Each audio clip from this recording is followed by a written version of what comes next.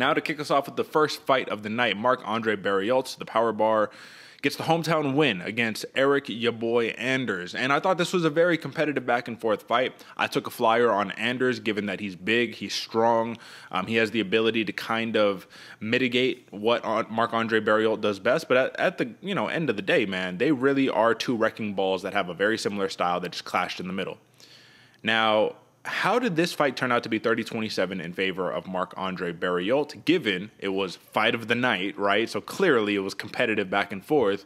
And I felt like Eryk Anders, in some spots, did get the better of Marc-Andre Barriult, man. But, I mean, at the end of the day, you went into enemy territory, and that's what happened in Canada. So what do you think? Man, I had it a lot closer, Derek. When I heard 30-27s being read out, I was like, really? I mean, don't get me wrong. It's Canada, so maybe there was a little hometown play going on there, but I don't think so. Did the right guy win? Yes. Was it a lot closer of a fight than 30-27? Yes. I definitely think Anders had his moments to really find himself proud of his performance going into there. It's just not you're not on this one. And like you said earlier, Derek, it's hard to bet on your boy in a decision because we've seen that not necessarily go his way. Powerbar proved me wrong on the Twitch stream, folks. Followed the Twitch because we were breaking it down. But proved me wrong. Powerbar does have that power to keep going for all 3 rounds. Really working on his gas tank. It was impressive. Man, this was a hard one. We were in the pre-show, folks. We were calling that if this goes to decision, it might be a robbery because it was so close. Not that close, but right under that, man. Very, very impressive fight for both guys. I think we were more right than we were wrong in regards to how this fight played out. But I will say this. I felt that Marc-Andre Barriult, his power or his gas tank would zap a little bit depending on the style of fight. And Eryk Anders was never able to really get the takedowns that he needed to zap that energy out of Barriult. He got one good takedown, right? A nice little single leg, brought him down, all that good stuff. That was cool.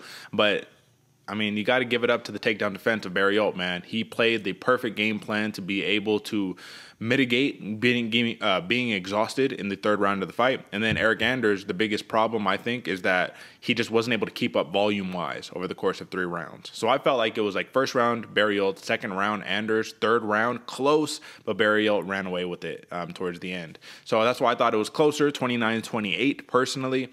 But what can you say, man? Eryk Anders always brings it. Barriult always brings it. But now Barriult, I mean, listen, this is a big momentum boost. You've been calling out this guy for years. You beat him. Decision in Canada. What's next for Barriult? I'm not sure, man. Because of the type of guys they're giving him, I just don't know what would be the next matchup for Barriult, but it should be a fun fight regardless. Do you have any other takes on this fight?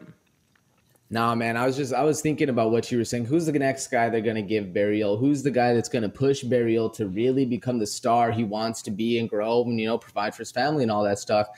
And nothing comes to mind. There's nobody clamoring for a power bar fight, unfortunately. And he's not necessarily pushing his own narrative as well. So you're right. It kind of leaves him in this stagnant position. And I kind of feel like they'll give him another up-and-comer that's going to try to take his spot and not necessarily propel his own career, if that makes sense. And that's the unfortunate part of this business, man, is that you got to put on in the cage. And then on top of that, you have to be a showman. And if you're not going to promote yourself and the UFC doesn't really want to promote you, you're going to be stuck in no man's land. So big win for the power bar.